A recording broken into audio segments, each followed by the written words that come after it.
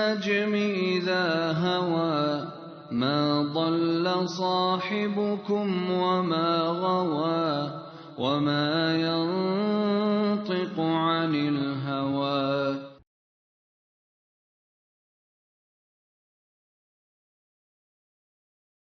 السلام علیکم ورحمۃ اللہ وبرکاتہ. پیج نمبر 215 سے ہم آج پڑھیں گے دلائل کو، کہ جو یہ کہتے ہیں کہ روایت بالمعنی کی جا سکتی ہے ان کے کیا دلائل ہیں، اور جو یہ کہتے ہیں کہ روایت بالمعنی نہیں کی جا سکتی ان کے دلائل کیا ہیں.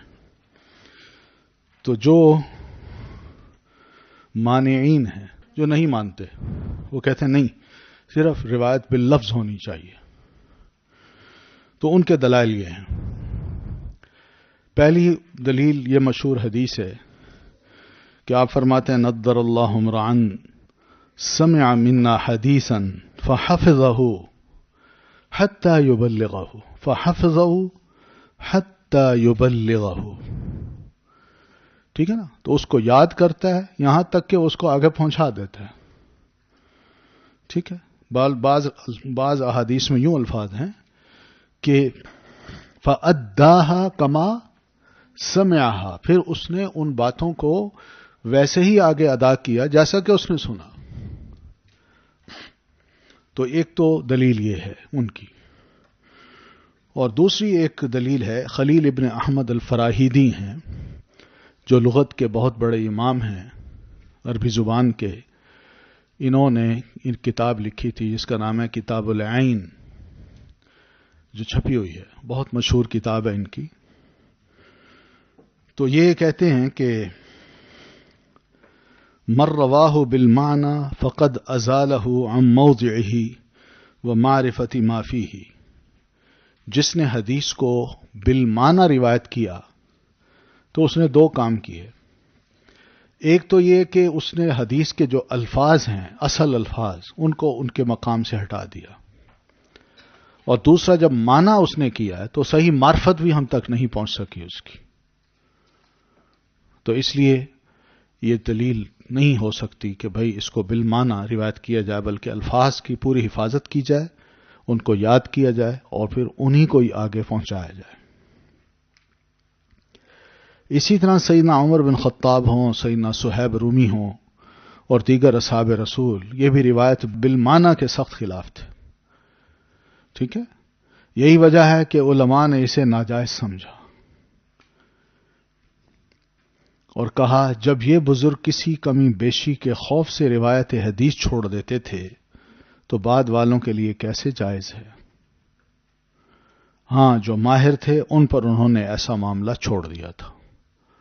ماہر کا مراد کل ہم نے پڑھا تھا کہ جو صاحب بصیرت ہو، جو شدھ بدھ رکھتا ہو، الفاظ حدیث کے بھی اچھی طرح معنی اور مفہوم کو جانتا ہو اور مقصد حدیث کو بھی جانتا ہو، تو اس کے سپرد کر دیتے تھے کہ بھئی ٹھیک ہے، تم جو جس طرح چاہو کر لو. تو ان علماء نے اس لیے بھی یہ جائز نہ سمجھا کہ متاخر راوی یعنی بعد والا راوی جو ہے کسی روایت یا خبر سے ایسے فائدے ڈیڈیوس کرے جو شاید پہلے راوی کے وہم و گمان میں بھی نہ گزرے ہوں. متقدم کا مطلب پہلا راوی، اور متاخر راوی جو بعد والا ہے. یعنی بعد والا کوئی بھی آیت لے، کوئی بھی نبی علیہ السلام کی حدیث لے اس سے ایسے ایسے فائدے نکالے جو اس سے پہلے کا راوی تھا اس کے وہم و گمان میں بھی نہ گزرے ہوں. اس لیے ہم دیکھتے ہیں کہ بعد کے علماء جو ہیں بعض اوقات ایسی بات کر جاتے ہیں جو پہلوں کے علم میں بھی نہیں تھی، ذہن میں بھی نہیں آئی. مثلا آپ صحیح بخاری کی شرح دیکھ لیں. امام ابن حجر عسقلانی رحمۃ اللہ علیہ نے جب تک یہ شرح نہیں لکھی تھی اس وقت تک امام بخاری پر بہت سے لوگوں نے جو حدیث کے محدث بھی تھے، فقہا بھی تھے، انہوں نے یہ تک کہا کہ امام بخاری نے یہ جو ہیڈنگ دی ہے نا حدیث سے پہلے، جس کو ترجمۃ الباب کہتے ہیں، ہیڈنگ جس کو باب کہتے ہیں، باب، تو یہ باب اور حدیث ان دونوں میں کوئی تعلق ہی نہیں ہے. اور پتہ نہیں بخاری رحمۃ اللہ علیہ نے کیسے یہ ہیڈنگ دے دیے. بڑے اعتراضات تھے لوگوں کو، بہت اعتراضات تھے، ہر طرف سے آئے. اب ان کے دماغ میں یہ بات نہیں آئی کہ اس کا جواب کیا ہو سکتا ہے۔ امام ابن حجر عسقلانی رحمۃ اللہ علیہ نے جب فتح الباری لکھی تو اس کا لنک آپس میں جوڑا اور کہا کہ یہ ہیڈنگ ہے اور یہ حدیث ہے، اس کا لنک اس اعتبار سے ایک دوسرے کے ساتھ ہے۔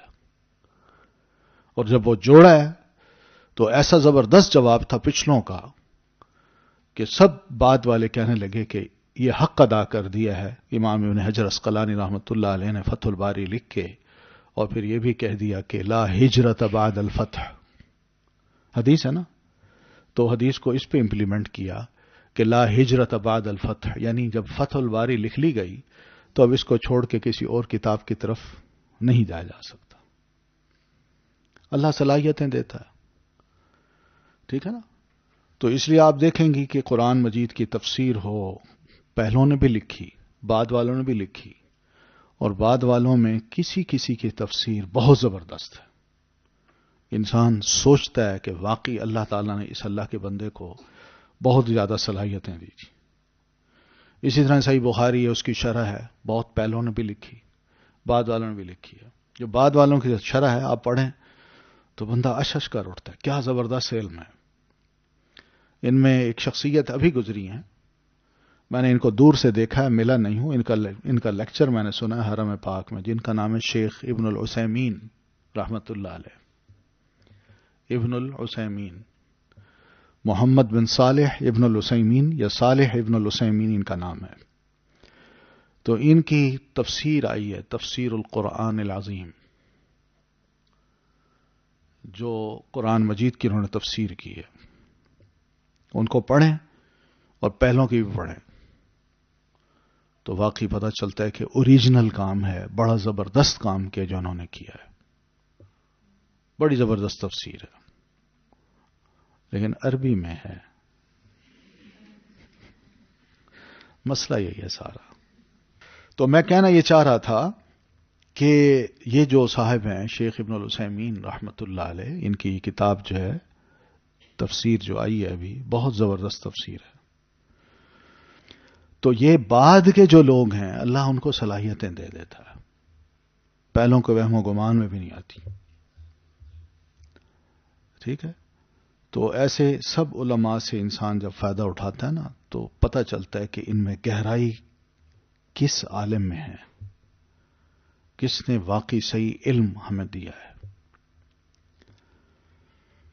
تو یہ چیزیں ہیں، تو دیکھیں آپ۔ پھر لفظ کے جو فوائد اپنے مقام پر ہوں ضروری نہیں کہ ان سے سامع فوراً ہی مستفید ہو۔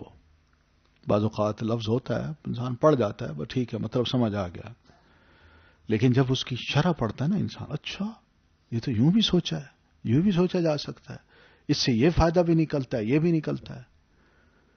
اور یہ عادت ہے شیخ ابن العثیمین کی رحمۃ اللہ علیہ، پہلے حدیث کا پورا مفہوم بتا دیں گے، سب کچھ بتا دیں گے، پھر اس کے بعد ایک ایک لفظ کو لیں گے کہ اس لفظ کا استعمال ہوا ہے، اس کا فائدہ یہ ہے اور اس سے یہ مسئلہ ریڈیوس ہوتا ہے۔ پھر دوسرا لفظ لیں گے، یہ استعمال ہوا ہے، اس کا فائدہ یہ ہے اور اس کا مسئلہ یہ ہے۔ بندہ حیران ہوتا ہے، اچھا قرآن مجید کو بھی انہوں نے ایسے ہی کیا ہے۔ یعنی ان اللہ علی کل شیء قدیر جو ہے نا، آپ تو زیادہ نہیں جانتے نا کہ اللہ ہر شے پر خوب قدرت رکھتا ہے، مگر وہ پچھلی آیت کے ساتھ اس کو ملا کے وہ اس کا مفہوم، اس میں فوائد ہیں 1 2 3 4 5 6 وہ لکھتے جاتے ہیں۔ بندہ سوچتا ہے واقعی بہت زبردست چیز ہے کہ اس طرح سوچا جائے تو قرآن مجید یہی ہوتا ہے سیکھنا، اس طرح ہوتا ہے سمجھنا۔ پھر اس کے بعد دیکھیے کہ ضروری نہیں کہ وہ لفظ کے جو فوائد اپنے مقام پر ہوں، ضروری نہیں کہ ان سے سامع فوراً ہی مستفید ہو، خواہ وہ کتنا ہی فقیہ یا ذکی اور ذہینی کیوں نہ ہو۔ اس لیے کہ اگر روایت بالمعنی جائز ہوتی تو اتنا بڑا فرق راوی کیسے سمجھ سکتا، کیونکہ ٹیکسٹ کے جو فوائد ہیں وہ وقتی طور پر میں تو پڑھ رہا ہوں، مجھے وقتی طور پر جو سمجھ آیا ہے، لیکن بعد میں اگر کسی نے پڑھا ہے تو ہو سکتا ہے اس سے زیادہ کچھ ڈیڈیوس کر لے۔ میں کتنا ہی ذہین کیوں نہ ہوں، وقتی طور پر جو مجھے سمجھ آئی میں نے سمجھ لیا، بعد والے نے اس کو اور اچھے انداز سے سمجھا اور کئی چیزیں نکال لی۔ اس لیے لفظ کا ہونا زیادہ بہتر ہے، بنسبت اس کا کہ اس کا مانوی روایت کی جائے. یہ ان کا کہنا ہے. پھر منع کی ایک دلیل یہ بھی دی جاتی ہے کہ آپ صلی اللہ علیہ وسلم نے اپنی صحابی کو دعائیہ الفاظ میں لفظ نبی کا کی بجائے لفظ رسول کا کہنے کی اجازت بھی نہیں دی، جبکہ یہ دونوں قریب المعنی لفظ ہیں. ہے نا؟ پڑھیے نا دعا. اسی طرح یہ عقلی استدلال بھی پیش کیا جاتا ہے کہ اگر راوی کو لفظی تبدیلی کی اجازت دے دی جائے تو متاخر بھی اسے تبدیل کرتے جائیں گے. اگر ایک نے اس کو تبدیل کر لیا تو دوسرا بھی بعد میں وہ اپنی مانوی روایت کرے گا، تیسرا پھر مانوی روایت کرے گا، تو وہ لفظ کیا کیا ہوتے بدلتے بدلتے کیا کچھ بن جائیں گے، جیسے کہ حال بائبل کا ہوا ہے. ہر ورژن جو نا دوسرے سے مختلف ہے اس کا، اس لیے کہ وہاں پر پوپ کو یا وہ جو کمیٹی ہوتی ہے ان کو پورے اختیارات حاصل ہوتے ہیں کہ آپ ان حالات میں یہاں پر جو چاہیں لفظ استعمال کر لیں، کہ اس کا جو چاہیں معنی مفہوم بتا دیں. تو اس لیے ان کا ہر ورژن جو ہے وہ پہلے سے مختلف ہوتا ہے. تو بات کیا ہوتی ہے، بدلتے بدلتے کچھ صدیوں بعد کیا سے کیا ہو جاتی ہے. تو اس لیے اس کی اجازت نہیں دی جا سکتی کہ نبی علیہ السلام کے الفاظ کا کوئی معنی بیان کرے اور پھر اس کے معنی کو سن کے اگلی نسل کے لوگ اس کا اپنا معنی کریں، پھر اگلی نسل کے اپنے معنی کرتے جائیں، تو حدیث نہیں رہے گی. اور آخری راوی تک تو حدیث کا حلیہ ہی بدلا ہوگا اور وہ اپنے اصل الفاظ سے کوسوں دور جا چکی ہوگی. رہی وہ روایت جو عبداللہ ابن سلیمان ابن اکیمہ اللیثی سے کی جاتی ہے کہ میں نے عرض کی اللہ کے رسول آپ سے حدیث سنتا ہوں مگر اسے ویسے ادا نہیں کر پاتا جیسے آپ سے سنا ہوتا ہے، بلکہ ایک آدھ حرف کی کمی یا بیشی ہو جاتی ہے. تو آپ نے فرمایا اذا لم تحلوا حراما او تحرموا حلالا او اصبتم المعنى فلا بأس. جب تم میری حدیث سن کے اس کے حرام کو حلال نہ کرو اور حلال کو حرام نہ کرو اور معنی درست پیش کر دو تو اس میں کوئی مذائقہ نہیں. یہ آپ کا ارشاد ہے. یہ حدیث امام طبرانی نے روایت کی ہے. اس کو کوئی لوگ دلیل بناتے ہیں تو یہ کہتے ہیں کہ اس کی سند میں ولید ابن سلمہ ہیں جسے امام دحیم رحمت اللہ علیہ نے جھوٹا قرار دیا ہے. ابن حبان ایک اور بڑے محدث ہیں، وہ فرماتے ہیں کہ یہ شخص حدیث وضع کیا کرتا تھا. وضع کرنے کا کیا مطلب ہے؟ گھڑا کرتا تھا. امام حیثمی رحمت اللہ علیہ انہوں نے مجمع الزوائد میں یہ حدیث لکھی ہے اور اس حدیث کو معلول قرار دیا ہے. کیا مطلب ہے معلول کا؟ اس میں ہڈن ڈیفیکٹ ہے، خفیہ علت ہے. اور کہا ہے اسے طبرانی نے المعجم الکبیر میں روایت کیا ہے. انہوں نے یہ کہا کہ معجم الکبیر کی یہ روایت ہے. پھر یعقوب ابن عبداللہ ابن سلیمان بن اکیمہ اللیثی عن ابیہ عن جدہ جیسی سند کو کسی نے ذکر ہی نہیں کیا. ٹھیک ہے؟ تو اس لیے سندن بھی ٹھیک نہیں، خود یہ شخص بھی ٹھیک نہیں، اور پھر علماء نے اس حدیث کو موضوع جب قرار دیا ہے تو اس حدیث پہ عمل کیسے ہو سکتا ہے؟ تو آپ کی طرف سے کوئی اجازت نہیں ہے کہ میری روایت کو بالمعنی روایت کیا جائے. تو جو علماء حدیث کی معنوی روایت کی سختی سے مخالفت کرتے ہیں ان میں القاسم ابن محمد، رجاء ابن حیوہ اور محمد ابن سیرین ہیں. یہ قاسم بن محمد بن ابی بکر ہیں، تابعی ہیں، فقہائے سبع میں سے ہیں. اور اس طرح رجاء ابن حیوہ جو ہیں یہ امام بخاری کے استادوں کے استاد ہیں. پھر محمد ابن سیرین جو ہیں یہ بھی تابعی ہیں. یہ سخت مخالف ہیں کہ روایت بالمعنی کی جائے. ابن عون کہتے ہیں ان تینوں کو میں نے متشدد پایا. متشدد کا مطلب ایکسٹریمسٹ. کس معاملے میں؟ آج کل کا نہیں، اس میں کہ کوئی شخص روایت بالمعنی نہیں کر سکتا. علی ابن مدینی رحمت اللہ علیہ بھی انہی علماء میں شامل تھے. پہلے وہ بڑی سختی کیا کرتے تھے کہ نہیں. قاضی عیاض نے تجویز دی کہ اب روایت بالمعنی کا باب بند ہو جانا چاہیے تاکہ حدیث میں جو کمزور ہے وہ اس پر مسلط نہ ہو جائے. یعنی ایسا محدث جو کمزور ہے، حدیث کو زیادہ نہیں جانتا، وہ کہیں ایسا نہ ہو کہ روایت بالمعنی میں بھی مسلط ہو جائے، وہ کہ لے جی دوسرے کر سکتے ہیں تو میری کیوں نہیں مانی جا سکتی. تو بہرحال وہ چیپٹر تو کلوز ہو گیا اسی وقت کا جب سے کتابیں لکھی گئیں. لیکن لکھنے سے پہلے کی بات ہے کہ کیا روایت بالمعنی کی جا سکتی ہے یا نہیں، تو اس پہ ان علماء نے یہ شرطیں سختی لگا کے عائد کی ہیں کہ ایسی صورت نہیں پیدا کی جا سکتی. امام مالک رحمۃ اللہ علیہ مرفوع احادیث کی روایت بالمعنی کے سخت مخالف تھے. یعنی جو حدیث سندن نبی علیہ السلام تک جاتی ہو اس کو مرفوع کہتے ہیں. تو وہ کہتے تھے جب مرفوع حدیث ہو تو اس کو روایت بالمعنی کیوں کیا جاتا ہے، روایت باللفظ کرنا چاہیے. حتیٰ کہ با کو تا میں بدلنے پر بھی حافظہ کو کمزور قرار دیتے. مطلب اللہ کے رسول نے اگر تا بولی ہے کوئی اس کو یا بنا لیتا ہے تو اس کا حافظہ کمزور ہے. ظاہریہ اور محدثین کی ایک جماعت کی رائے بھی یہی ہے. ظواہر جو ہے نا، ظاہری لوگ، وہ بھی کہتے ہیں کہ حدیث بالمعنی نہیں روایت کرنی چاہیے، حدیث باللفظ ہونی چاہیے، جو آپ کے الفاظ ہیں بس وہی. اسی طرح ابو بکر ابن العربی، یہ پتہ ہے نا آپ کو ابن عربی دو ہیں، ایک ابن العربی ہیں الف لام کے ساتھ، اور ایک ہیں ابن عربی بغیر الف لام کے. جو ابن عربی ہیں یہ صوفی ہیں، جو جن کا تذکرہ پیچھے بھی تھوڑا سا گزر چکا ہے کہ یہ کیا کرتے تھے کہ وحدت الوجود کا نظریہ دینے والے. اور ابن العربی جو ہیں دونوں قرطبہ کے ہیں، وہ ہیں یہ ہیں ابن العربی، یہ فقیہ ہیں، مالکی ہیں اور محدث بھی ہیں، فقیہ بھی ہیں. تو ابو بکر ابن العربی کی رائے ہے یہ ہے کہ غیر صحابہ کے لیے تو روایت بالمعنی قطعاً جائز ہی نہیں. یعنی صحابی نے جو اپنی آنکھوں سے دیکھا اس نے اپنے لفظوں میں بیان کر دیا. ٹھیک ہے. اب انہی الفاظ کو اگلی نسل کے لوگ باللفظ بیان کریں، بالمعنی بیان نہ کریں. انہوں نے یہاں تک جا کے بات کر دی ہے. سمجھ گئی نا بات؟ جو الفاظ حدیث ہیں باللفظ روایت ہے وہ تو کہتے ہیں کہ وہی کرنی ہوگی، لیکن صحابہ کرام کے علاوہ کسی اور کے لیے جائز نہیں ہے کہ وہ روایت بالمعنی کرے.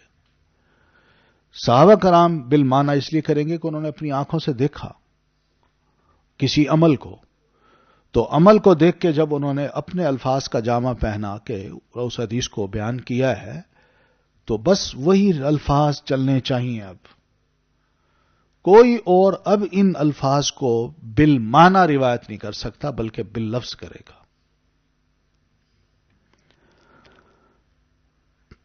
تو وہ کہتے ہیں اگر صحابہ کے لیے یہ بات جائز تھی تو اس کی کچھ وجوہات تھیں، اور دو بڑی بڑی وجوہات یہ ہیں کہ پہلی یہ کہ ان کی فصاحت و بلاغت ایک بڑی وجہ تھی. صحابہ بڑے فصیح اور بلیغ مسلمان تھے، مومن تھے، تو اس وجہ سے عربی ان کی جبلت یعنی ان کی گھٹی میں پڑی ہوئی تھی، اور انہیں اپنی لغت کا سلیقہ آتا تھا.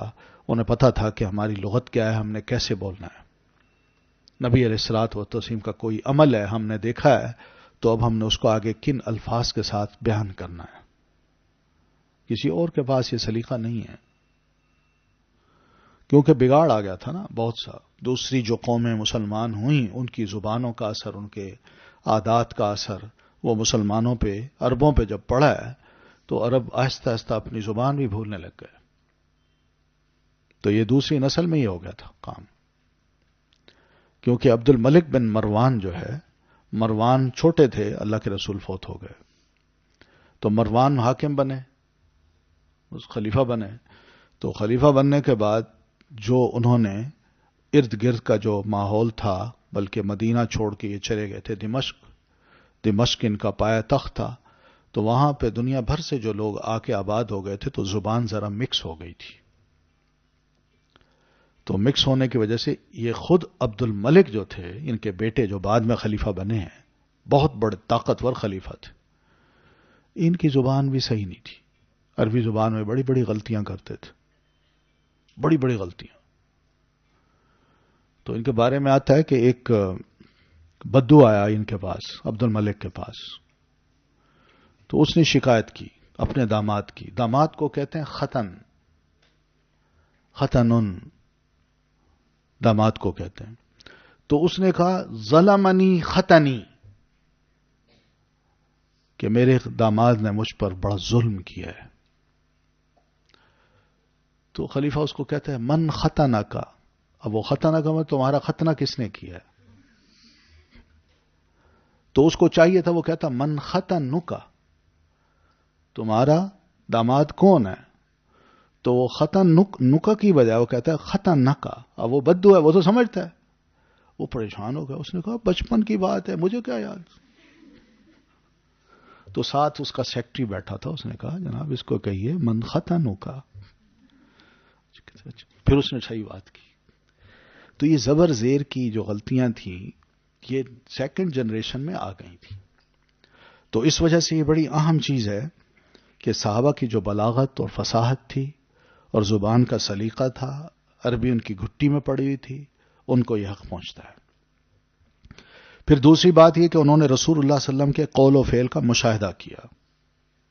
دیکھا ہے آپ صلی اللہ علیہ وسلم بول رہے ہیں، آپ کا انداز کیا ہے،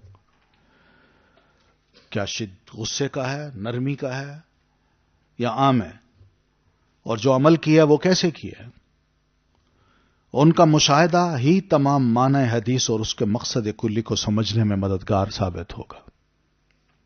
ٹھیک ہے، تو مقصد حدیث کو سمجھنا ہو تو وہی بتا سکتے ہیں کہ ہم نے دیکھا آپ یوں کر رہے تھے، پتہ چل جاتا ہے. اس لیے کہ شنیدہ کہ بود مانند دیدہ. سمجھ آ رہی ہے اس سینگ کی؟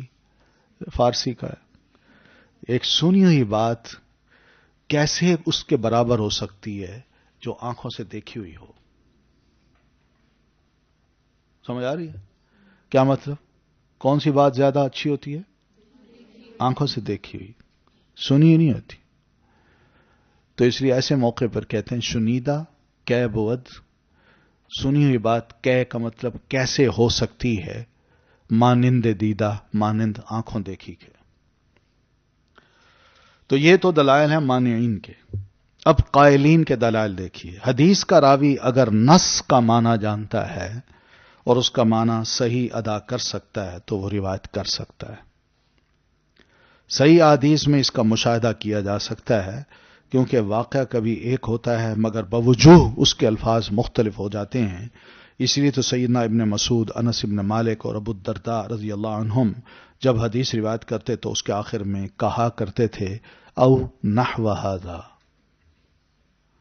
او شبہہ او قریبا منہ او کما قال. سنتے نا یہ لفظ؟ تو یہ مطلب ہے اس کا. ایک دلیل یہ بھی ہے کہ امام مکحول فرماتے ہیں میں اور ابو الازہر، یہ ان کے ساتھی تھے، ہم دونوں ایک صحابی واصلہ ابن الاسقع کی خدمت میں حاضر ہوئے اور انہیں عرض کی آپ ہمیں رسول اللہ صلی اللہ علیہ وسلم کی ایسی حدیث سنائیے جو آپ نے خود رسول اللہ صلی اللہ علیہ وسلم سے سنی ہو اور جس میں کسی قسم کا وہم یا کمی یا بیشی نہ ہو. تو سلمہ فرمانے لگے کیا آج رات تم میں سے کسی نے قرآن پڑھا ہے؟ ہم نے عرض کی جی ہاں، مگر دوران قرات اس میں واو یا فا کو بڑھاتے یا تبدیل بھی کر دیتے تھے.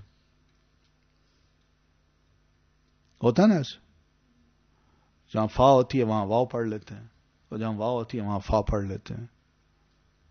تو میں کہنا یہ چاہ رہا ہوں یہ فا واو کا شبہ پڑتا ہے. یہی انہوں نے سوال کیا. تو انہوں نے کہا یہ تو ہے دوران قرات ہم سے واو فا بن جاتی ہے اور فا واو بن جاتی ہے. تو فرمانے لگے اتنے عرصے سے تم قرآن کریم کی تلاوت کر رہے ہو جسے یاد کرنے کی مکمل قدرت تم میں نہیں اور جانتے ہو کہ اس میں واو یا فا کو گھٹا بڑھا دیتے ہو. ان احادیث کے بارے میں پھر تمہارا کیا خیال ہے جس کا معنی رسول اللہ صلی اللہ علیہ وسلم سے روایت کیا جاتا ہے، جسے ہم نے آپ سے صرف ایک بار سنا ہوتا ہے کہ اسے ہم تمہیں من وعن سنا دیں؟ مطلب انہوں نے آ کے جو سوال ایسا کیا نا تو اس کا جواب انہوں نے ایسا ہی دیا. سنو، جب میں تمہیں رسول اکرم صلی اللہ علیہ وسلم سے حدیث سنا دوں تو اسے کافی سمجھو. یعنی میں کوئی جھوٹ نہیں بولوں گا، معنی صحیح بیان کروں گا اسے کافی سمجھو. یہ سنن الدارمی کی حدیث ہے. امام محمد ابن سیرین رحمہ اللہ فرماتے ہیں کنت اسمع الحدیث من 10، میں 10 استادوں سے حدیث سنتا تھا. المعنی واحد، معنی سب کا ایک ہوتا تھا، لیکن واللفظ مختلف، لفظ اس کے مختلف ہوتے تھے. ٹھیک ہے، یہ بھی ہے. آپ دیکھتی ہوں گی، روایت پڑھتی ہوں گی صحیح بخاری میں، ایک روایت کے بعد دوسری بھی آتی ہے. کہیں انما الاعمال بالنیات ہے، کہیں انما الاعمال بالنیتی ہے، اور کہیں انما العمل بالنیات ہے. ایک عمل بھی، اس کے لیے بھی کئی نیتیں چاہیے. تو وہ فرماتے ہیں کہ اس لیے کہ احادیث جب ضبط ہو گئیں تو لوگوں کا ضبط پر اعتماد، ضبط کا مطلب ان کو لکھ لیا گیا ہے اور کتابوں میں وہ آ گئیں، تو لوگوں کا اعتماد، ضبط پر اعتماد صحیح سماع کے ذریعے ہی سے ہوتا تھا. کہ ضبط جو کسی نے کتاب لکھ رکھی ہے تو اس کا اعتماد تب وہ کرتے تھے کہ سننے والے نے بھی صحیح سنا ہے کہ نہیں،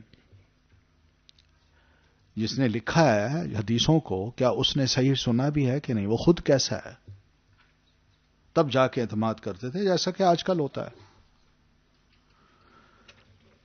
پھر اسی طرح اس دور کی تحریر میں تشکیل تھی اور نہ ہی نقطے تھے. تشکیل کا مطلب زبر زیر پیش نہیں تھے. اور یہ جو شکلیں ہم صاد اور ذات کی دیکھتے ہیں، ہمیں تو ماشاءاللہ بڑے بڑے خوبصورت تحریری جو حروف ہیں وہ مل گئے ہیں مفت میں، ورنہ پہلے تو یہ نہیں تھا. اس لیے ایک ہی لفظ کو پڑھنے میں معنی کی تبدیلی کا بھی امکان تھا کہ با ہے یا تا ہے یا نون ہے یا یا ہے. لیکن اس سب کچھ کے باوجود وہ درست پڑھتے تھے. لکھا ہوا سنتے تھے پہلے، پھر اسی کے مطابق لکھتے تھے، پھر لکھے ہوئے کو جب پڑھتے تھے تو ان کی سماعت جو تھی وہاں کام آ رہی ہوتی تھی کہ یہاں میں نے یہ تو لکھا ہے لیکن یہ با ہے، نون نہیں ہے، جو بغیر نقطوں کے لکھا ہوتا تھا. قرآن پاک کی تدوین و ضبط میں سماع ہی کام آیا. ٹھیک ہے نا، اس وقت بھی قرآن مجید کو جب لکھا گیا تو وہ سماع ہی تھا کہ وہ صحابہ نے، زید ابن ثابت ہوں، ابی ابن کعب ہوں، سیدنا عمر ہوں، اس طرح کے دیگر جو صحابہ ہیں جو اس کمیٹی کے ممبر تھے، انہوں نے سنا تھا تو وہ کام آیا ہے. اس لیے آپ دیکھیں حضرت عثمان رضی اللہ تعالیٰ عنہ نے کوئی بڑی گائیڈ لائن دی تھی، بڑی زبردست قسم کی. اور پھر سیدنا علی رضی اللہ تعالیٰ عنہ بھی سماع پر ہی لوگوں کو گائیڈ کرتے ہیں کہ میں پڑھ رہا ہوں قرآن مجید، میرے ہونٹ اگر مل جائیں، پڑھتے دوران میرے ہونٹوں کو چیک کرو، اگر یہ مل جائیں تو وہاں پر حرف کے اوپر ایک نقطہ لگا دینا، یہ با کی علامت ہوگی. اور اگر میرا اوپر والا ہونٹ ذرا تھوڑا سا دائیں یا بائیں طرف مڑتا ہے تو یہ وہاں پیش لگا دینا، اور اگر اوپر والا ہونٹ اوپر اٹھتا ہے تو وہاں زبر لگا دینا، اور اگر نیچے والا ہلتا ہے تو وہاں زیر لگا دینا. یعنی اس طرح کے انہوں نے سماعت کے ذریعے اور دیکھنے کے ذریعے حروف کو تشکیل دی ہے. زبر زیر نقطے تب لگے ہیں جا کے، اور اگر یہ سماعت نہ ہو تو پھر بڑا مشکل ہوتا ہے. اس لیے واسمعوا کی بات پہلے آتی ہے نا. کیا ہے؟ واسمعوا وللکافرین عذاب علیم.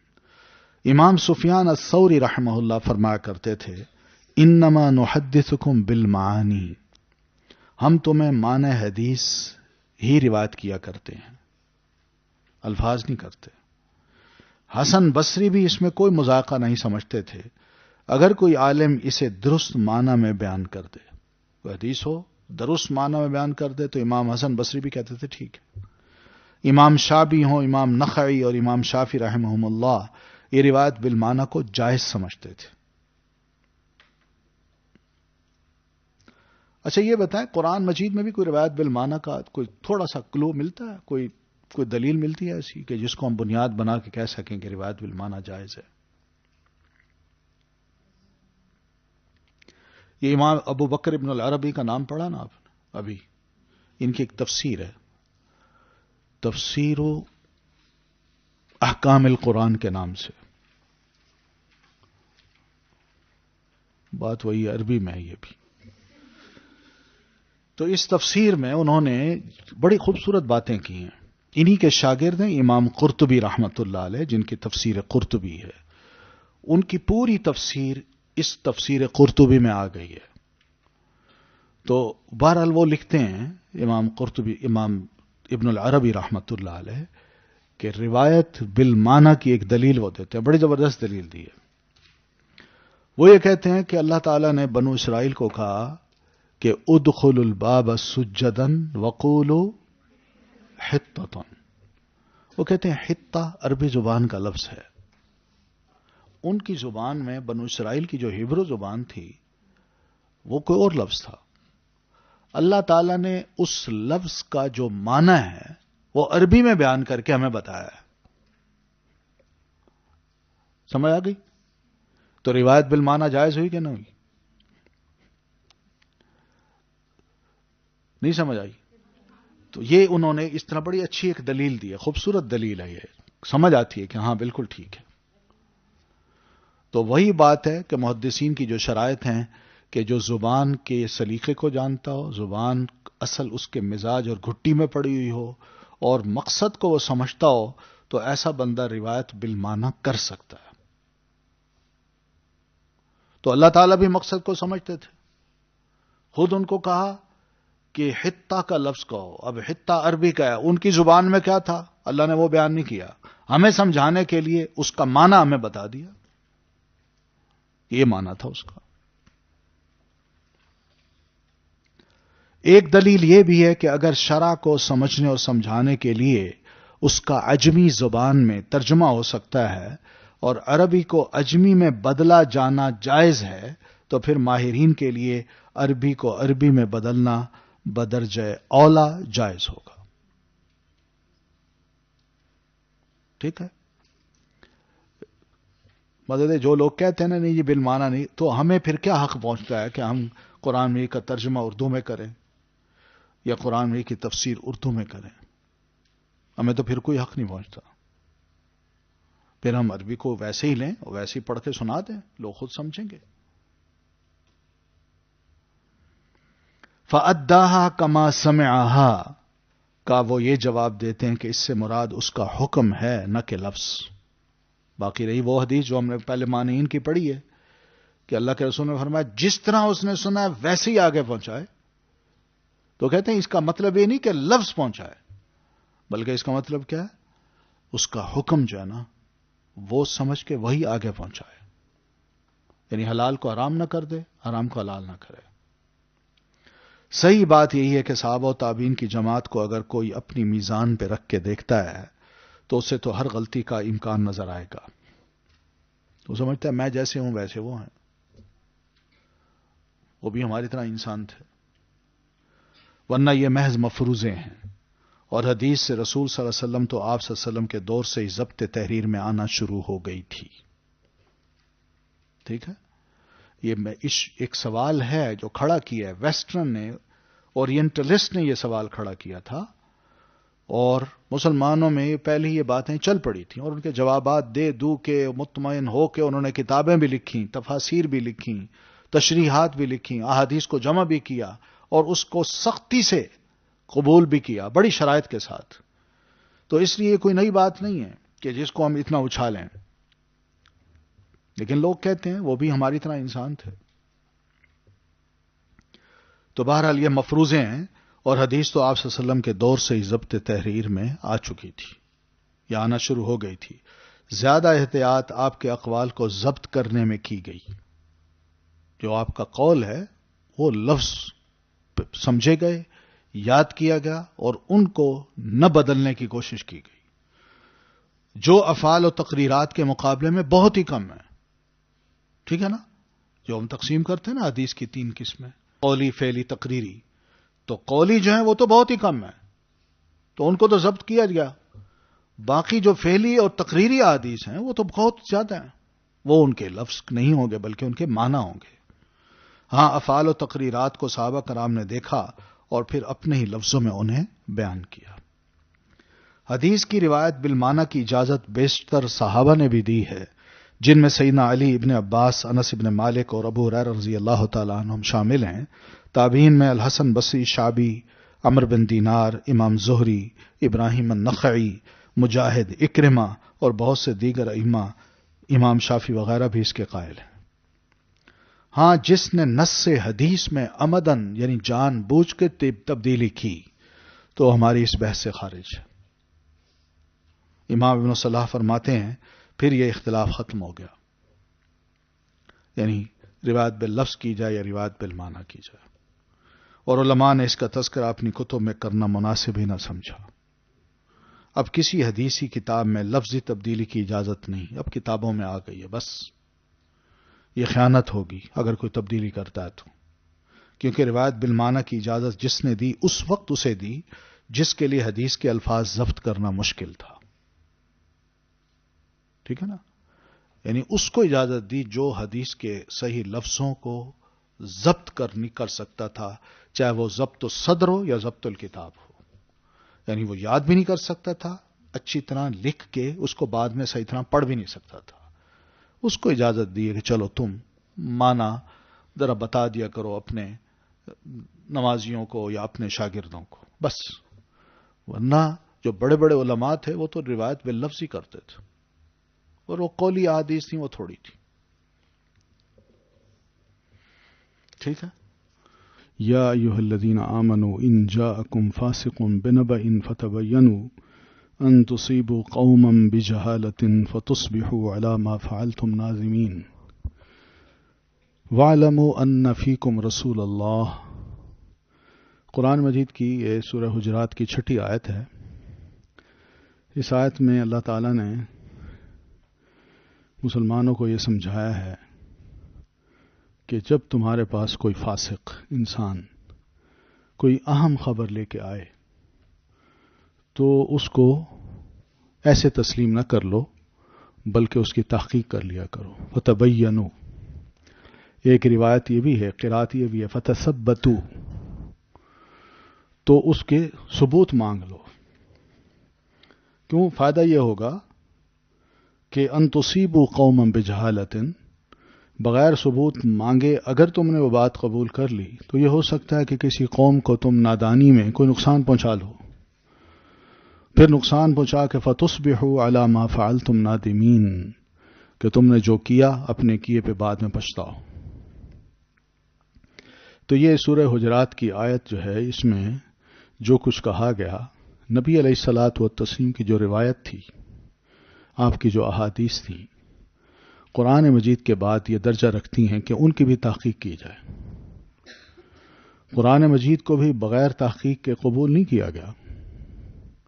صحابہ کرام کی ایک کمیٹی بنائی گئی جس میں حفاظ کرام تھے اور لکھنے والے تھے، کاتب وحی تھے، ان کو شامل کیا گیا، اور پھر اس مسلمانوں سے یہ بھی کہا گیا کہ جس کے پاس کوئی آیت لکھی ہوئی ہے وہ لے آئے اور اپنے ساتھ 2 گواہ بھی پیش کرے۔ تو اس طرح قرآن مجید کمپائل ہوا اور سب مسلمانوں نے اس کو تسلیم کیا کہ اس میں کوئی ایسی چیز نہیں ہے جو کمی بیشی جس میں رہ گئی ہو۔ تو الحمدللہ قرآن مجید مکمل ہو گیا، اور پھر اس کے بعد اب آتا ہے دور حدیث رسول کا۔ حدیث رسول کو اسی طرح قرآن مجید کی طرح انہی صحابہ کرام نے جمع کیا۔ جمع سے مراد یہ کہ سینے میں جمع کیا، اس کو یاد کیا، اور کچھ نے اس کو لکھا بھی صحیح۔ صحابہ کرام کا دور جو ہے ہم سب جانتے ہیں کہ ایسا مبارک دور ہے کہ جن پر اللہ تعالیٰ نے بھی اعتماد کیا ہے، یعنی یہ صحابہ ایسے تھے کہ جن کے بارے میں کل ہی میں کوئی آیت پڑھ رہا تھا جس میں اللہ تعالیٰ فرماتے ہیں کہ ایسے لوگ ہیں جو کہ جن کی نیت، جو ارادے ہیں وہ صرف اور صرف اللہ تعالیٰ کے لیے ہیں۔ یہ سورۃ انعام جو ہے اسی کی کوئی آیت ہے، اس وقت ذہن میں نہیں آ رہی، کہ اللہ تعالیٰ ان کے ارادوں کو اور نیتوں کو سراہ رہا ہے، یعنی یہ ان کے ایمان کی کیفیت تھی۔ یہی صحابہ ہیں جو کہا کرتے تھے کہ جب سے ہم نے اسلام قبول کیا اور ہمیں یہ علم ہوا کہ جھوٹ بولنا بہت بڑا گناہ ہے اور ایک مسلمان سب کچھ کر سکتا ہے مگر جھوٹ نہیں بول سکتا، تو واللہ ما کننا نعرف ما هو الکذب، اللہ کی قسم ہم تو اتنا بھی نہیں جانتے تھے کہ جھوٹ کیا ہوتا ہے۔ تو یہ تھے صحابہ کرام۔ تو ان صحابہ کرام نے بھی اسی آیت کو سامنے رکھ کے نبی علیہ الصلوۃ والتسلیم کی احادیث کو قبول بھی کیا اور نہیں بھی کیا۔ یہ نہیں کہ ان کا آپس میں اعتماد نہیں تھا، بلکہ جس کو جانتے نہیں تھے، جس سے لا علم تھے، اس کے بارے میں وہ ضرور پوچھتے تھے کون ہے یہ۔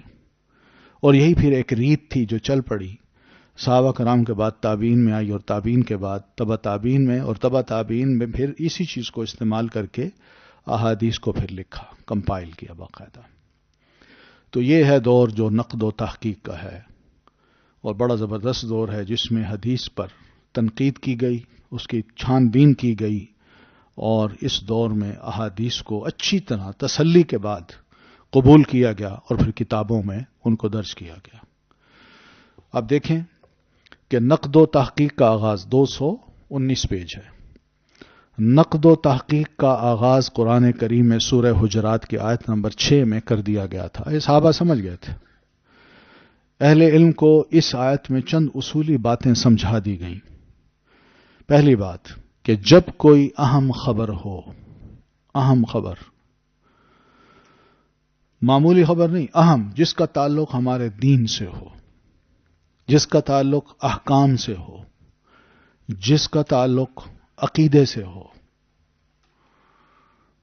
کوئی بھی اہم خبر ہو، ان جاءکم فاسق بنبأ، نبأ کی جو تنوین ہے، یہ تنوین بعض اوقات تحقیر کے لیے ہوتی ہے اور بعض اوقات تکثیر کے لیے ہوتی ہے، تعظیم کے لیے بھی ہوتی ہے۔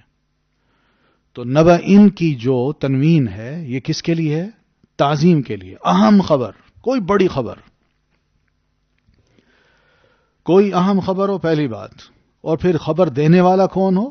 فاسق ہو۔ فاسق سے یہاں مراد کیا ہے؟ ایک تو یہ ہے کہ ایک یعنی گناہ گار انسان جو تمیز ہی نہ کر سکے کہ سچ کیا ہے، جھوٹ کیا ہے، پرواہ نہ کرے اس بات کی، یا جائز ناجائز کی پرواہ نہ کرے، یا عملاً وہ نیکی سے بہت دور ہو اور فسق کے بہت قریب ہو، یعنی ایسا بندہ جس کی سوچیں جو ہیں وہ درست نہ ہوں، کچھ نہ کچھ اس میں کوئی خامی ہو، گناہ بھرا ہوا اس کے ذہن میں، وہ چاہتا ہو کہ میں اس خبر کے ذریعے مسلمانوں کے درمیان کوئی شر پھیلا دوں، وہ چاہتا ہو کہ میں اس خبر کے ذریعے مسلمانوں کو کوئی غلط قسم کا مسئلہ بتا دوں، تو یہ دینے والا فاسق ہو۔ ان جاءکم فاسق، ٹھیک ہے؟ اور یہ خبر جاءکم کس کے پاس آئے؟ مسلمانوں کے پاس، اہل اسلام میں سے کسی تک یہ خبر پہنچے۔ ان جاءکم، تم مسلمانوں میں سے کسی ایک کے پاس اس فاسق کی کوئی اہم خبر پہنچے، تو اہل اسلام خود بھی ہیں، ان کے اندر کا کوئی اہم مسلمان بھی ہے، اور وہ یہ خبر ریسیو کرتا ہے، تو کیا وہ اس کو قبول کر لے؟ یہاں کہا گیا فتبینوا، قبول کرنے سے پہلے تحقیق کر لو، کیونکہ اس بندے پر اعتماد نہیں ہے، تمہارے لیے ان نون سے ہے، یا اس کا ماضی تم جانتے ہو کہ وہ کیسا ہے، یا نہیں بھی جانتے تو کم از کم جاننے کے لیے دوسروں سے پوچھ لو، جو اس کو جانتے ہیں ان سے پوچھ لو کہ تم میں کیسا ہے۔ تو اسے قبول کرنے سے پہلے اس فاسق کی تحقیق ضروری ہے، ورنہ قبول کر لیا تو قبول کر لینے پر ایسے نتائج برآمد ہو سکتے ہیں کہ جن پر شرمندگی ہو۔ اب دیکھیے یہ اہم ہدایات ہیں صرف ایک آیت میں، اور انہی ہدایات کو سامنے رکھ کے مسلمان محدثین نے یا صحابہ کرام کے بعد کی جنریشن نے احادیث کی روایت بھی کی، احادیث کو قبول بھی کیا، احادیث کو سنا بھی صحیح، احادیث کو لکھا بھی صحیح۔ پھر اس شرمندگی میں سب سے بڑی چیز یہ ہوگی کہ اس خبر کو قبول کرنے والوں پر لوگوں کا اعتماد اٹھ جائے گا کہ یہ بندہ ہر ایک کی بات سن لیتا ہے، اور نبی علیہ السلام نے جیسے فرمایا نا، کفا بالمرء کذبا ان یحدث بکل ما سمع، آدمی کے جھوٹا ہونے کے لیے وہ کافی ہے کہ جو بھی بات سنے وہ اس کو آگے بیان کرتا جائے، یعنی تحقیق ہی نہ کرے. تو یہ وہ چیز ہے جس پہ انسان کو بڑی شرمندگی ہوتی ہے اور لوگوں کا اعتماد اٹھ جاتا ہے کہ یہ بندہ کچی باتیں سنتا ہے، بغیر تحقیق کے ہمیں بتا دیتا ہے اور ہم اس کی بات کو آئندہ قبول نہیں کریں گے. لیکن جو لوگ فوراً بات کرتے ہیں نا، ان کی باتوں کو لوگ ویلیو دیتے ہیں، سنتے ہیں اور کہتے ہیں فلاں نے یہ کہا ہے. چھوٹا سا جملہ بھی ہو نا، وہ ان کا اگر نشر ہو جائے، دنیا میں پھیلتا ہے، یا تو اس پہ بڑے زبردست کمنٹس آتے ہیں یا اس کی بڑی حمایت حاصل ہوتی ہے ان کو. یہ ہوتا ہے. تو اس لیے اعتماد جو ہے نا بحال رکھنے کے لیے یہ بڑا ضروری ہے کہ کسی کی خبر کو سننے سے، قبول کرنے سے پہلے انسان تحقیق کر لے کہ کیا واقعی یہ خبر صحیح ہے یا غلط ہے. اور جہاں دین کا معاملہ ہے وہاں تو ظاہر ہے ہمیں الرٹ اور ہونا ہے. تو یہ الحمدللہ قرآن مجید میں اس کے کچھ نہ کچھ کلو ملتے ہیں کہ جس میں پتہ یہ چلتا ہے کہ پہلے بھی یہی کچھ ہوتا رہا ہے. جیسے ہدہد نے آ کے کیا کہا تھا کہ میں آپ کے لیے ایک بنبأ عظیم، ایک بڑی زبردست خبر لایا ہوں. تو ساری خبر سنانے کے بعد وہ کہتے ہیں سننظر. سلیمان علیہ السلام کیا فرماتے ہیں؟ سارا قصہ اس نے سنا، فرمانے لگے سننظر، ہم دیکھیں گے. مراد یہ کہ ہم تحقیق کریں گے. اصدقت ام انت من الکاذبین. یہ پھر آگے بات کر دی کہ خبر بڑی اہم ہے جو تم لائے ہو. اب ہم یہ دیکھنا چاہتے ہیں کہ کیا تم اپنی اس بات میں سچے ہو یا جھوٹوں میں سے ہو. ٹھیک ہے نا؟ تو اس طرح کی سچی خبریں قبول کرنے کے لیے یا کسی بھی خبر پر اعتماد کرنے کے لیے یہ معیار محدثین کرام نے بنایا اور اسی آیت کو بنیاد بنا کے وہ آگے چلے ہیں.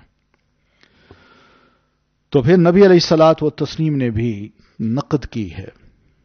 کچھ لوگوں نے خبر آپ تک پہنچائی تو آپ صلی اللہ علیہ وسلم نے خبر سننے کے بعد خبر والے پر نقد کی ہے. خبر جس کے بارے میں دی گئی اس کے پر بھی آپ نے تنقید کی ہے. ٹھیک ہے؟ اور بر وقت کی ہے، اسی وقت کی ہے، یعنی کہ بعد میں کی ہے.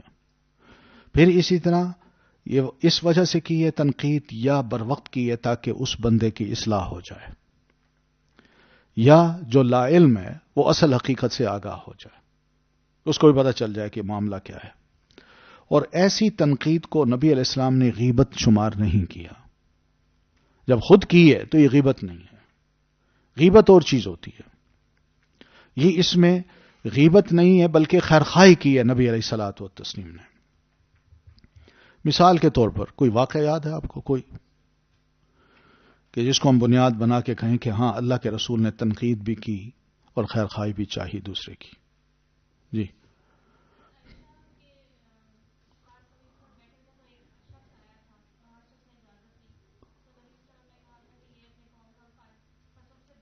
ہاں، بئس رجل العشیرہ. آپ بات ہے یہ اپنے قبیلے کا بڑا برا انسان ہے، خاندان کا بڑا برا انسان ہے. پھر جب اس کو آپ نے اندر داخل کیا تو اس سے بڑے اچھے طریقے سے آپ بولے تو وہ چلا گیا. تو سیدہ فاطمہ اس چیز کو دیکھ رہی ہیں، کہنے کی اللہ کے رسول یہ کیا؟ میں نے آپ سے پوچھا تو آپ نے اس کے عدم موجودگی مجھے یہ فرمایا، اور جب اندر آیا تو النت لہ القول، آپ نے اس کے بارے میں بڑی نرم بات کی، یعنی اس سے بڑی نرم لہجے سے آپ نے بات کی. تو نبی علیہ السلام نے فرمایا یہ لہجے کا اختیار کرنا یہ اخلاق ہے، لیکن جو اس کے اندر ہے میں اس میں جھوٹا نہیں ہوں، وہ ایک حقیقت ہے. تم کیا سمجھتی ہو کہ خدا نخواستہ میں کہتا کچھ ہوں اور کرتا کچھ ہوں؟ یہ معاملہ نہیں ہے، بلکہ اس کے اندر یہ واقعی حقیقت ہے کہ وہ بندہ اپنے خاندان میں بڑا برا انسان ہے، اس کو کوئی اچھا نہیں سمجھتا. وجہ کیا ہے؟ اس کے کرتوت ہیں. لیکن ایک انسان ہونے کے ناطے سے جب وہ میرے پاس آیا ہے تو میں اس سے نرم لہجے میں بات نہ کرتا تو کیا کرتا؟ میں اس جیسا برا بن جاؤں؟ پھر اسی طرح وہ ہے واقعہ فاطمہ بنت قیس رضی اللہ تعالی عنہ. یہ جب یہ بیوگی سے عدت گزار کے جب فارغ ہوئیں تو نبی علیہ الصلوۃ والتسلیم کے پاس آئیں، کہنے لگے اللہ کے رسول اس دوران فراغت کے بعد اسی دوران چند دنوں میں ہی میرے پاس کچھ پیغامات آئے ہیں تو میں آپ سے مشورہ کرنا چاہتی ہوں. تو اس میں انہوں نے کہا ایک پیغام تو آیا ہے، ایک صاحب ہیں جن کا نام ابو جہل، ہاں ابو جہم، گڈ ماشاء اللہ، ابو جہم ہے، ان کا پیغام آیا، اور دوسرے ہیں سیدنا معاویہ رضی اللہ تعالیٰ عنہ. تو آپ بزرگ ہیں، آپ بڑے ہیں، آپ بتائیے میں کیا کروں. تو نبی علیہ السلام نے فرمایا اما ابو جہم، ابو جہم کے بارے میں تم نے پوچھا ہے، میں بتاؤں وہ کیسا بندہ ہے. فَهُوَ ضَرَّابُ النِّسَاء، وہ عورتوں کو خوب کوٹتا ہے، خوب مارتا ہے. اور آپ نے اس کی وصف یہ بتائی کہ لا يضع العصا عن عاتقه، کہ اس کا لٹھ جو ہے وہ ہر وقت اس کے مونڈے پہ رہتا ہے، تھوڑی سی بات ہو. مراد یہ تھی. تو یہ اس قسم کا بندہ ہے، مراد یہ کہ یہ اس قسم کا بندہ ہے. باقی رہا اما معاویہ فصعلوک لا مال له، حضرت امیر معاویہ جو ہیں اس وقت ظاہر ہے ابو سفیان کے بیٹے تھے. ابو سفیان خود بھی ذرا تھوڑے سے مزاج کے کیا تھے، کنجوس تھے. ان کی وائف نے بھی آ کے، ہے نا، ہند نے آ کے کہا تھا نا اللہ کے رسول میرا شوہر جو ہے بڑا بخیل آدمی ہے، کنجوس آدمی ہے، وہ خرچہ نہیں دیتا بچوں کے لیے، تو میں کیا اس کے پیسوں میں سے، اس کی جیب سے کچھ پیسے نکال لیا کروں. تو آپ نے فرمایا ضرورت کے مطابق نکال لیا کرو، بس اتنی بات. تو وہ اثر ظاہر ہے والد کا اثر بچے پر بھی ہوتا ہے.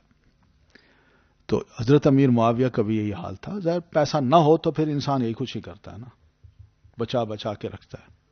لیکن جب اللہ تعالیٰ نے حضرت امیر معاویہ کو حکومت دی تو اس وقت الحمدللہ انہوں نے پھر کھل کے عوام کے لیے پیسہ خرچ کیا، وہ بڑے کامیاب رہے. ان کی کامیابی کا راز 40 سال تک حکومت کرنے کے بعد کسی نے پوچھا اس میں راز کیا ہے، تو وہ فرمانے لگے میری کامیابی کا راز یہی ہے کہ میں نے ایک رسی رکھی، اور ایک رسی کا کنارہ اپنے پاس رکھا اور دوسرا کنارہ پبلک کے لیے چھوڑ دیا.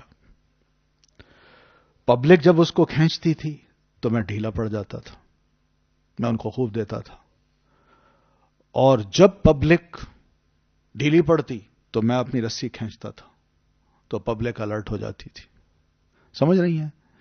یہ میری کامیابی. واقعی بڑا زبردست انہوں نے یہ گر بتایا حکومت کرنے کا. تو بہرحال سیدنا امیر معاویہ کے بارے میں نبی علیہ السلام نے فرمایا معاویہ تو صعلوک ہیں، بس دیکھیں بس ہیں، ارادے بڑے ہیں مگر پلے کچھ نہیں. بندہ سوچتا ہے، بڑی پلاننگ بناتا ہے، میں یہ کروں وہ کروں، مگر ہوتا اس کے پاس تھوڑا ہے. وہ پلاننگ کر لیتا ہے مگر چادر بچھانے سے پہلے وہ یہ ضرور دیکھتا ہے کہ میں کم از کم جگہ ہے اتنی بچھا لوں کہ نہیں. تو آپ نے اس کی وضاحت کی لا مال لہو، ان کے پاس کوئی مال نہیں ہے. تو آپ نے یہ سمجھایا. اب 2 بندوں پر آپ نے کریٹیسائز کیا ہے، پھر آپ نے مشورہ دیا کہ تم فلاں سے شادی کر لو. تو اب یہ دونوں پر جو آپ نے کریٹیسائز کیا ہے یہ کیا چیز ہے؟ یہ نقد ہے. اس کو غیبت نہیں کہا جاتا. یہ مشورہ کیا گیا ہے، ایک عورت کے مستقبل کا ایک فیصلہ ہے، اور ایک صاحب مشورہ سے مشورہ کیا گیا ہے جو خیر خواہ ہے سب کا. اور آپ خدا نخواستہ ابو جہم کے یا معاویہ رضی اللہ تعالیٰ عنہما کے بدخواہ نہیں تھے، لیکن جو عورت ہے، خاتون ہے، اس کے مزاج کو بھی آپ سمجھتے ہیں کہ یہ کس خاندان کی بچی ہے، کس خاندان کی لڑکی ہے، اور کس سے اس کی شادی ہونی چاہیے. آپ سمجھتے ہیں ایسی باتوں کو، اور یہ کس خاندان میں پلی بڑی ہے. تو اس وجہ سے نبی علیہ الصلاۃ والتسلیم نے ان کے بارے میں بتایا. تو ظاہر ہے انہوں نے سنا ہوگا، چپ نہیں ہوں گی. جو نبی علیہ السلام نے جو مشورہ دیا اس کو قبول بھی کر لیا اور شادی بھی وہیں کر لی. تو اب مسئلہ یہ ہے کہ یہ تنقید جو ہے خود نبی علیہ السلام نے، کیا اس کو غیبت کہا جائے؟ یہ غیبت نہیں ہے. بعض علماء، بعض لوگ ہمارے ہاں یہی کہتے ہیں کہ دیکھیے جی راویوں پر خام خواہ اس کے پیچھے پڑ گئے ہیں، فلاں ضعیف ہے، فلاں موضوع ہے، فلاں وضاع ہے، کذاب ہے، جھوٹا ہے. یہ کیا ہے؟ یہ تو غیبت ہے. محدثین نے سب سے بڑی غلطی یہ کی. قرآن منع کرتا ہے یہ اپنے بھائی کا گوشت کھاتے ہیں، مرے ہوئے بھائی کا. یہ مسئلہ نہیں ہے. دین کے ساتھ خیرخواہی تھی محدثین کی کہ نبی علیہ السلام کی بات کو ہم چھان بین کے امت تک پہنچا دیں. ہر ایک کی بات اگر سن لی جاتی، اس کو چھانا نہ جاتا، تو نتیجہ کیا نکلتا؟ ہم جھوٹی سچی روایات میں کوئی تمیز نہ کر سکتے، اور پھر بھانت بھانت کی بولیاں ہوتی ہیں ہمارے ہاں. ابھی بھی دیکھیں، تمیز ہونے کے باوجود بھی لوگ ضعیف اور موضوع روایات کو بڑے شوق سے لیتے ہیں، آگے بیان کرتے ہیں. ہو رہا ہے کہ نہیں؟ تو جب یہ سب سلسلہ چل رہا ہے تو ایک اگر اس کا دروازہ کھلا چھوڑ دیا جاتا کہ ٹھیک ہے جی، جو بھی کہتا ہے قال قال رسول اللہ صلی اللہ علیہ وسلم، اس کو قبول کر لو، تو پھر کیا ہوتا؟ ہمارا حال کیا ہوتا؟ اب بھی تھوڑا سا علم ہم تک پہنچا نبی علیہ الصلوۃ والتسلیم کا، چند ہزار احادیث کا جو صحیح ترین ہیں، ہم ان کو قبول کرنے میں بھی متذبذب رہتے ہیں یا جھجکتے ہیں، اور ان کے مقابلے میں جو صحیح ترین حدیث ہیں ان کے مقابلے میں جو انتہائی ضعیف ہیں، موضوع ہیں، ان کو لپک کے لیتے ہیں. جب مزاج ہی لوگوں کا یہ بن جائے تو سوچیں نا، پھر دین اصل اس طرح یہ کام نہ ہوتا تو پھر ہماری حقیقت کیا ہوتی؟ ہم تو بالکل ہی بگڑے ہوئے لوگ ہوتے. تو اللہ کا شکر ہے کہ یہی وہ معنی ہے حدیث کا جو نبی علیہ السلام فرماتے ہیں، میری امت میں ایک گروہ ہمیشہ حق پر قائم رہے گا.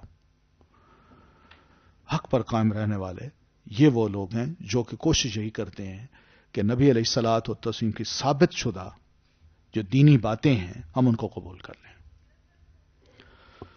ٹھیک ہے، تو اب باتیں ہیں صحابہ کرام کے دور کی طرف. صحابہ کرام اور نقد حدیث. قبول حدیث میں انتہائی محتاط شخص سیدنا ابو بکر رضی اللہ تعالی عنہ تھے،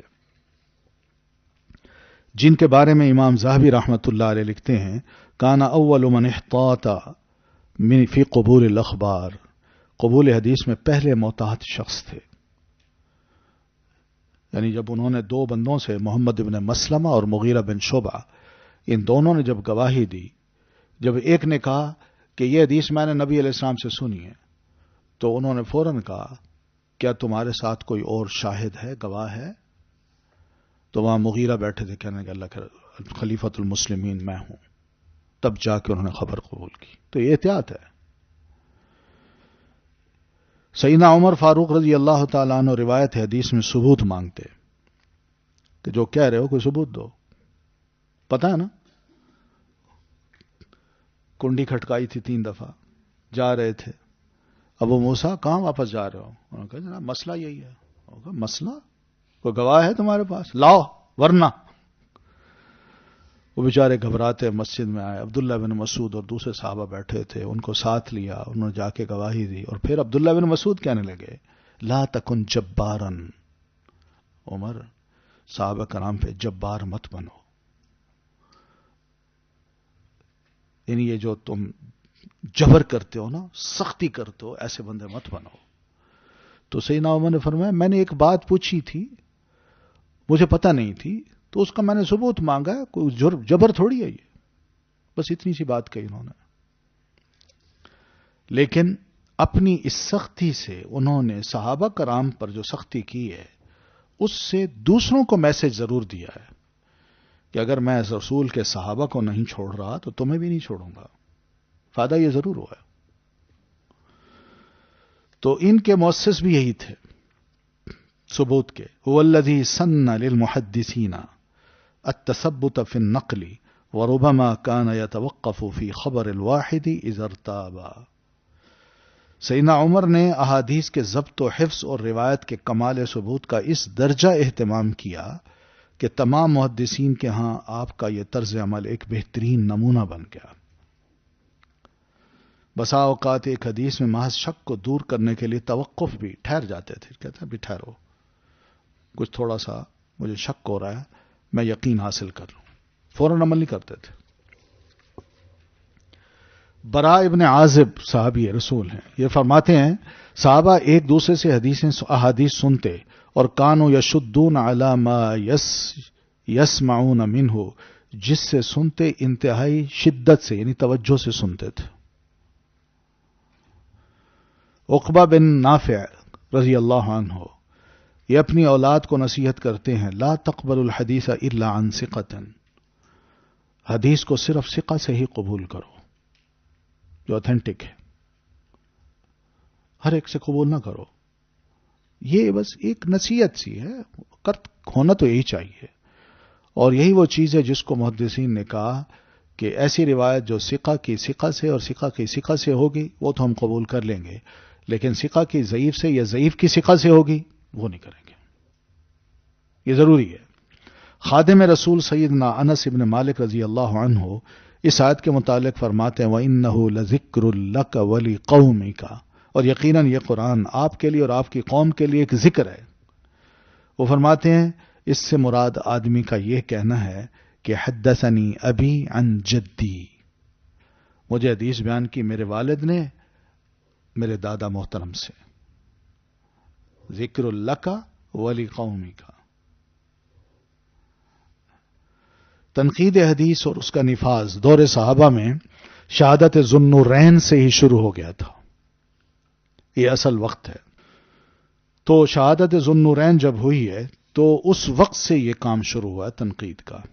وہ کس طرح؟ امام محمد ابن سیرین رحمت اللہ علیہ یہ تابعی ہیں اور سیدہ ام سلمہ رضی اللہ تعالی عنہا کے ہاں یہ پلے بڑھے ہیں. ان کا قول صحیح مسلم کی روایت میں یوں مذکور ہے، ان کے مقدمے میں، صحیح مسلم کا مقدمہ جو ہے، کہ وہ فرماتے ہیں لم یکونوا یسألون عن الاسناد فلما حدثت الفتنہ قالوا سموا لنا رجالکم فینظر الى اہل السنہ فیؤخذ من حدیثهم وینظر الى اہل البدع لا یؤخذ حدیثهم. کہ صحابہ کرام جو تھے یا ہمارے دور میں لوگ سند کے بارے میں سوال نہیں کرتے تھے کہ تم نے کس سے سنا ہے، لیکن جب فتنہ پیدا ہوا، یعنی حضرت عثمان رضی اللہ تعالیٰ عنہ کی شہادت ہوئی تو یہ بہت بڑا فتنہ تھا. اور یہ فتنہ کیا تھا؟ اس فتنے کے اثرات اب تک ہیں. شہادت عثمان کے فوراً بعد یا اسی وقت ہی دو گروپس مسلمانوں کے بن گئے، ایک اہل سنہ کہلائے اور ایک شیعہ کہلائے. اور یہ لکیر نفاق کی ابھی تک ہم مسلمانوں میں باقی ہے. تو یہ بہت بڑا فتنہ تھا اور نبی علیہ السلام نے اس فتنے کی طرف اشارہ بھی کیا تھا اور سیدنا عثمان سے تاکید بھی کی تھی کچھ بھی ہو اپنی جان دے دینا، کوئی ظلم نہیں کرنا. تو یہ فتنہ جب ہوا، ان کی شہادت ہوئی، تو قالو، پھر محدثین، علماء، تابعین، صحابہ یہ کہنے لگے، جو بھی حدیث روایت کرتا تھا اور اجنبی ہوتا تھا اس سے کہتے سموا لنا رجالکم، بھائی جس سے تم نے حدیث سنی ہے اس بندے کے نام تو بتاؤ، ہمیں ذرا نام تو بتاؤ. تو جو ہی وہ نام لیتا تو پتہ چل جاتا تھا کہ اس نے کسی مناسب بندے سے حدیث سنی ہے جو ہمارا اپنا ہے، جو فرقہ پرستی کا شکار نہیں ہوا، جو اس فتنے میں شامل نہیں تھا. تو اس کو اہل السنہ کہا گیا. تو فینظر الی اہل السنۃ فیؤخذ حدیثهم، تو جو اہل السنہ ہوتے تھے ان کی بات کو سنا جاتا تھا، مانا جاتا تھا اور ان کی حدیث کو بھی لے لیا جاتا تھا. وینظر الی اہل البدع، اور جب وہ نام لیتا تھا پتہ چلتا تھا کہ یہ تو ہم میں کا نہیں ہے، یہ تو اس فتنے میں ڈوبا ہوا ہے، اسی گروہ کا بندہ ہے، تو ہم پھر اس کو بدعتی شمار کر کے اس کی حدیث کو نہیں لیتے تھے. یہ معیار تھا اس دور میں، جب حدیث ابھی آہستہ آہستہ کمپائل ہو رہی تھی اور نئے لوگ مسلمان ہوئے، پھر فتنے پیدا کرنے لگے. اور پھر ہر ایک نے ظاہر ہے جب فتنہ پیدا ہوتا ہے تو ہر بندہ اپنے گروہ کے لیے حدیثیں گڑھتا ہے کہ جی ہم سچے ہیں، وہ جھوٹے ہیں، اللہ کے رسول نے یہ فرمایا، وہی کس نے کہا ہے بتاؤ، اس وقت تو پکڑے جاتے تھے. تو اس طرح یہ تمیز کرنے لگ گئے صحابہ کرام. اسی طرح ایک طریقہ یہ بھی تھا جو صحیح مسلم میں امام مسلم نے بیان کیا ہے کہ ایک بشیر عدوی نام کے ایک صاحب تھے، وہ سیدنا ابن عباس رضی اللہ تعالیٰ عنہ کے پاس آئے اور آتے ہی کہنے لگے قال رسول اللہ صلی اللہ علیہ وسلم، پھر حدیث پڑھنے لگے. تو سیدنا ابن عباس نے اس کی طرف توجہ ہی نہیں کی، یعنی اس کی بات سنی انسنی کر دی. تو وہ کہتا ہے ابن عباس خیریت ہے، میں آپ کو حدیث سنا رہا ہوں اور آپ بے اعتنائی برت رہے ہیں. تو سیدنا ابن عباس رضی اللہ تعالیٰ عنہ فرمانے لگے میاں ایک وقت تھا جب ہم کسی سے یہ سنتے قال رسول اللہ تو کیا ہوتا تھا ابتدرتہ ابصارنا، ہم سب کی آنکھیں اس کی طرف اٹھ جاتی تھیں. وَأَصْغَيْنَا إِلَيْهِ بِآذَانِنَا، اور ہم سب اپنے کان اسی کی آواز کی طرف لگا دیتے تھے. یہ اللہ کے رسول کی حدیث ہے. فَلَمَّا رَكِبَ النَّاسُ الصَّعْبَ وَالذَّلُولَ، پھر جب لوگ ہر ایری غیری بات کو قبول کرنے لگ گئے تو لم نأخذ من الناس، تو پھر ہم نے یہ اصول بنایا کہ اب لوگوں سے ہم نے کوئی شے بھی نہیں لینی الا ما نعرف، سوائے اس چیز کے جس کو ہم جانتے ہیں، بس وہی لیں گے، باقی کوئی چیز نہیں لیں گے. تو یہ ہر ایرے غیرے کی طرف کان لگانا، یہ صحابہ کرام سمجھتے تھے کہ غلط لوگ ہمارے دور میں موجود ہیں جو اس قسم کی حرکتیں کر رہے ہیں اور باتیں غلط پھیلا رہے ہیں. تو ایسے لوگوں پر پابندی اسی طریقے سے لگائی جائے کہ ایسے لوگوں کی باتوں کو توجہ سے سنا ہی نہ جائے، دوسروں کو باور کرا جائے کہ ہم ان کی طرف کوئی کان ہی نہیں دھر رہے، یہ تو معمولی سے لوگ ہیں، ان کی باتیں قابل سماع نہیں ہیں، نہ توجہ دیجیے ان کی طرف. تو اس طرح یہ ایک معیار تھا جو صحابہ کرام نے اپنے دور میں بنایا. باقی بہت سی اور باتیں بھی ہیں جو انشاءاللہ آپ دیکھیں گی، اس کو ذرا بعد میں پڑھیں گے. یہیں تک میں کہتا ہوں کافی ہے. چلیں انشاءاللہ پھر باقی باتیں پل کے. السلام علیکم ورحمۃ اللہ وبرکاتہ. ما ضل صاحبكم وما غوى وما ينطق عن الهوى